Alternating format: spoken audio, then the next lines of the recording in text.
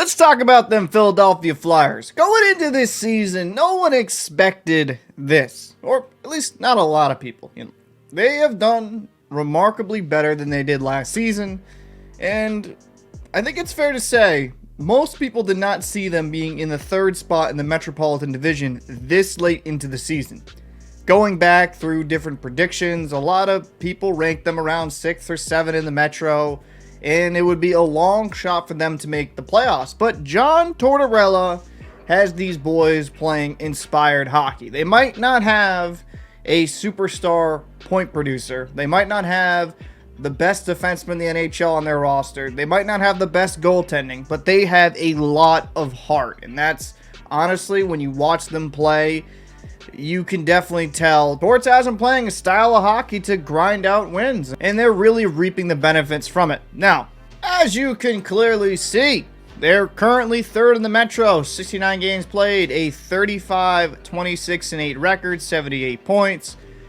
And with how deep the Atlantic is, you could possibly see 2 Atlantic teams in the wild card spot. But let's say they fall into 4th and they still keep putting up points. The Philadelphia Flyers have a good shot to make the playoffs. And considering the roster, it's impressive what they have done. Let's look at their leading point getters on the season. Konechny's leading the team in 63 games played, 27 goals, 31 assists for 58 points. He's had a really good season. A lot of people expected him to take another jump in his production. And if he could finish around the 35 goal marker with some of the games he's missed, that would be extremely impressive. Farabee, 48 points. Tippett, 45 points from the back end. Sanheim with 40. Mind you, the minus 16 is not great on the plus minus, but all things considered, the Flyers are doing decent enough around the team. Now, a guy that does stick out, and we'll go into his contract in a minute, would be Atkinson. For what you're paying Atkinson, you want a lot more than you're getting, but all things considered, with how things have gone, it's okay. Now, the goaltending, I can't. We all know the Carter Hart situation, right? And the charges and all that stuff. I don't want to make this video about that. So, Arison, young goalie, put into a starting role, 40 games played, 20-14-5 record, a 2.68 goals against average, and an 898 save percentage. And Sandstrom, only 4 games played, 829 save percentage, a 4.08 goals against average. The goaltending is not good in Philly, and this does continue a trend. I feel like when Philly's had, I've said in years prior they've had way better teams than this, but even when they've had good teams, goaltending has always been a question mark for them. They thought they had that with Hart, but due to his situation, he's away from the team.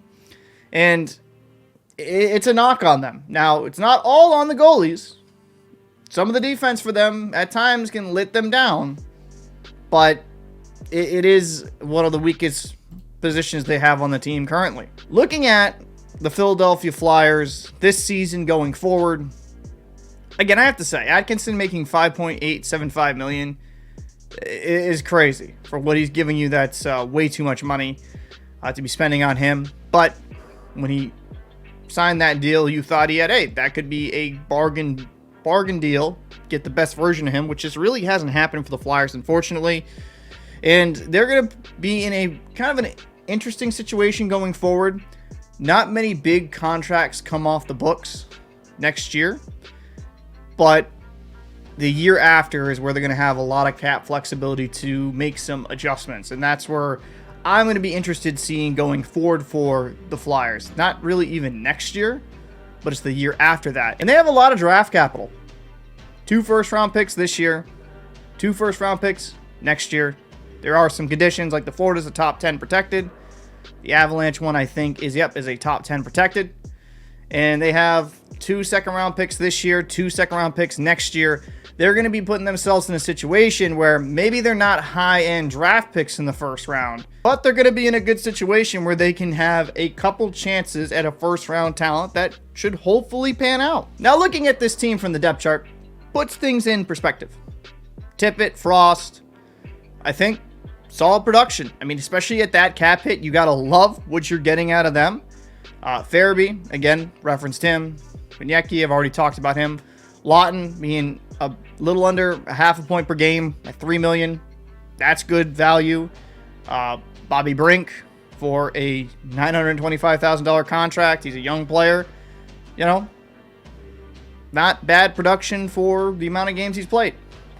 Forrester, Paling, Hathaway, for what he's giving you, considering what the other $2 million players are giving you, maybe not exactly desired, but Hathaway plays a good game that you would like to have in your bottom six. Ideally, I think he's more of a fourth line guy, but with how lack of talent they have up front, he does kind of slot in a third line role.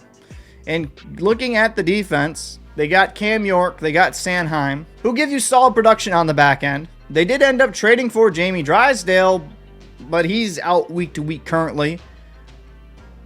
Looking at the team, it's kind of shocking how well they have done considering the lack of talent surrounding this roster. And again, I have already mentioned the goaltending. When your starter has a sub 900 save percentage and you're still in playoff contention, that is insane. That is just absolutely ridiculous.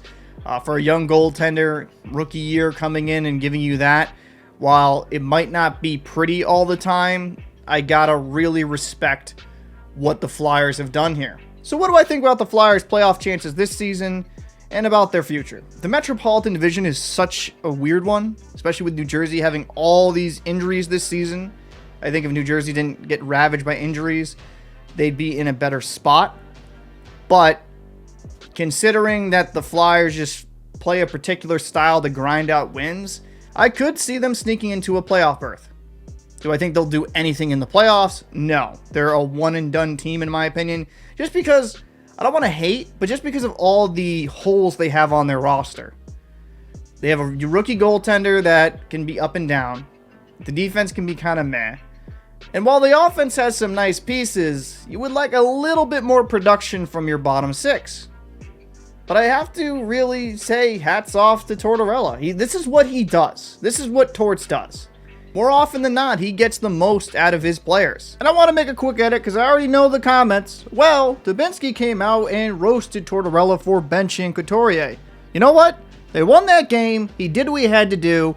And let's just be very honest. The team was not playing great. They ended up beating the Toronto Maple Leafs. How can you complain about the results? Hopefully it's a wake-up call for their captain and this team so they can keep battling and try to get into the playoffs. I think people are a little bit too sensitive with this stuff. These coaches need to have some cojones. Say, hey, you're not performing up to expectations. I'm going to scratch you, and hopefully it's the wake-up call he needs. He has a reputation for being hard, for being difficult. But Tortorella is the type of coach, if you have the right personality, you're going to love. Because he's going to get the best version of you. He's going to push you. And I think as he's gotten older, he's learned when to really give it to his guys and just kind of relax a bit and understand, like, okay, I can't be just yelling and screaming all the time. When you talk about people that have played for Tortorella, more often than not, they love the guy. And while he had an altercation behind the bench about a week ago, and there's some off-ice antics that some people don't like with how he talks to the media, the guy is a phenomenal coach. This is why he keeps getting jobs. May he have a shorter shelf life than other coaches due to his style of coaching? Absolutely.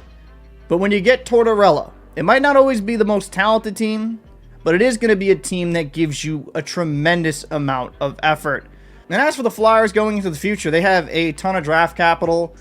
Yes, picks don't always work out, but with having a lot of them, it gives them more ammo to hopefully hit on an NHL quality player. So I do think the future is bright in Philly. It might not be this season, might not be next season, but down the road, they're going to have a good chance to build something special.